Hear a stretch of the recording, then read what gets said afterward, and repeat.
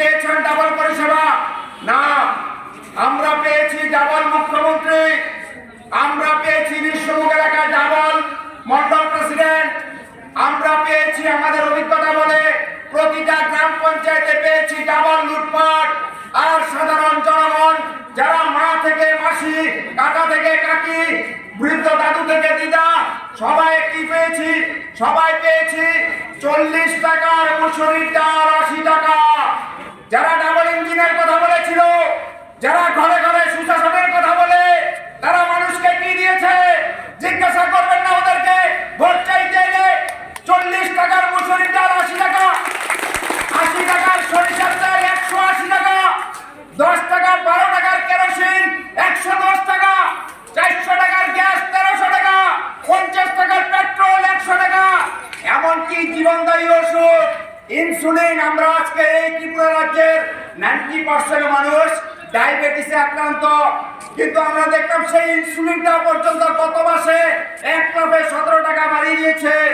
সেই ক্যান্সার রোগের ওষুধ থেকে শুরু করে বাচ্চাদের দুধের প্যাকেট পর্যন্ত কোনো কিছুতেই ছাড় দেয়নি এই সর্বহারা সরকার। আমজাদনগর বাজারে যে প্রকাশ্য সভা, এই প্রকাশ্য সভার মাননীয় সভাপতি মহোদয় উপস্থিত আমার সহযোদ্ধা এলবার্ট উচাই, সুবিন ত্রিপুরা, আকাশ ত্রিপুরা, সম্মানিত ব্লক সভাপতি চন্দ্রশেখর ত্রিপুরা, আমার সহযোগী চঞ্চল বিশ্বাস, সম্মানিত আইনজীবী, প্রাক্তন প্রধান শিক্ষক ভবতোষ ভৌমিক সহ আমাদের আজকে এই বাজারে বলেন हमको क्या है झोला लेकर आया झोला लेकर चल पड़ेंगे। अरे भाई আপনি তো ঝোলা লেकर आया ঝোলা लेकर चल पड़ेंगे, এতে আমাদের কিছু যায় আসে না, কিন্তু এই রাজ্যের মানুষকে ঝোলাটা হাতে করিয়ে দেওয়ার অধিকার কে দিয়েছে? সেই প্রশ্ন আপনারা জিজ্ঞাসা করবেন না?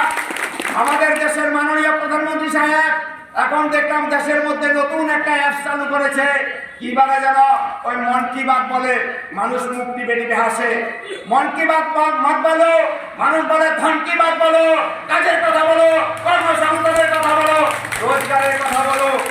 যদি বিজেপিটা এই রাজ্যে আবার ক্ষমতায় আসে, এই আমজাদনগর এলাকার মানুষের কাছে আমরা বলে যাই, নিজের পায়ে নিজে কুড়াল মারবেন না, বিজেপিকে আর একটি ভোট দেবেন না। কারণ বিজেপি যদি ক্ষমতায় আসে আপনারা নিজের পায়ে নিজে কুড়াল মারবেন। জিনিসপত্রের দাম, এই গ্যাসের দাম 2000 টাকা ছাড়িয়ে যাবে, মুসুরির ডাল 150 টাকা 200 টাকায় কিনতে হবে, আপনাদেরকে সেখানে জিজ্ঞাসা করবে না। আর আমজাদনগরের মানুষের অভিজ্ঞতা তো আরো ভালো। আপনারা দেখেছেন মাননীয় সাংসদ প্রতিমা ভৌমিক সেই দিন একটা সভার মধ্যে আগরতলায় বলেছে যে সংখ্যালঘুরা এই 5 বছরে আমাদেরকে একটিও ভোট দেননি। যদি সংখ্যালঘুরা আমজাদনগর সেখানে ভোট না দেয়, 2019-এর লোকসভায় এখানে বিজেপি কিভাবে সেখানে লিড নেয়? আপনারাই বলুন। আপনারা যতই করুন এই বিজেপির জন্য, আপনাদের কোনো নাম নেই। এরা সেখানে রাম রহিম, হিন্দু মুসলমান, মন্দির মসজিদ এই বলে তারা একে অপরকে লাগিয়ে দেওয়া ছাড়া এদের আর কোনো কাজ নেই। তাই আমরা বলবো এই রাজ্যে, ত্রিপুরা রাজ্যের মধ্যে নতুন একটা শক্তির আত্মপ্রকাশ ঘটেছে। 2023 সালের নতুন সূর্যোদয়ের সাথে সাথে ত্রিপুরা রাজ্যের নতুন সূর্যোদয় করতে চলেছে। ত্রিপুরা নেতৃত্বের সরকার হতে চলেছে।